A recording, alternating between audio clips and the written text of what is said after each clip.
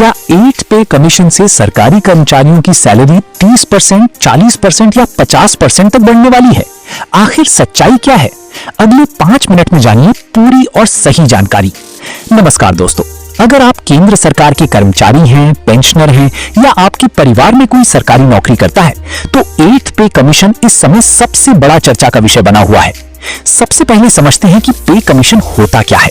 भारत सरकार समय समय पर एक पे कमीशन बनाती है, जिसका काम सरकारी कर्मचारियों और पेंशनर्स के वेतन, भत्तों और पेंशन की समीक्षा करना होता है।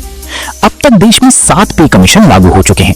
वर्तमान में 7th पे कमीशन की सिफारिशें लागू हैं, जो 1 जनवरी 2016 से प्रभावी हैं। अब सवाल है, क्या 8th पे कमीशन आ रहा है? जी हाँ, केंद्र सरकार ने 8th पे कमीशन के गठन की घोषणा कर दी है। हालांकि अभी इसकी पूरी रिपोर्ट जारी नहीं हुई है और न ही नई सैलरी का अंतिम ढांचा तय किया गया है। सरकार द्वारा आयोग के अध्यक्ष, सदस्यों और टर्म्स ऑफ रेफरेंस की प्रक्रिया पूरी होने के बाद आयोग अपना काम शुरू करेगा।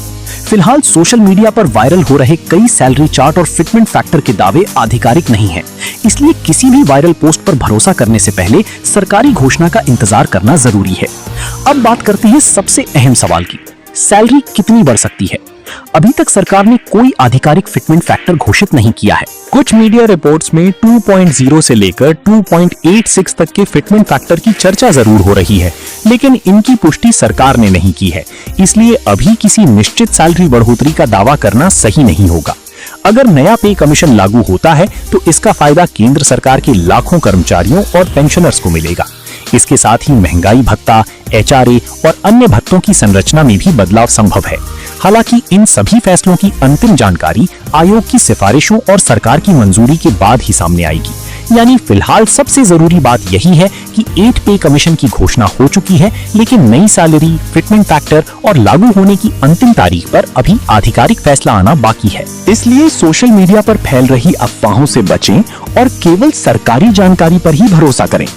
जैसे ही 8 पे कमीशन से जुड़ा कोई आधिकारिक अपडेट आएगा, हम आपको सबसे पहले और सबसे सटीक जानकारी देंगे।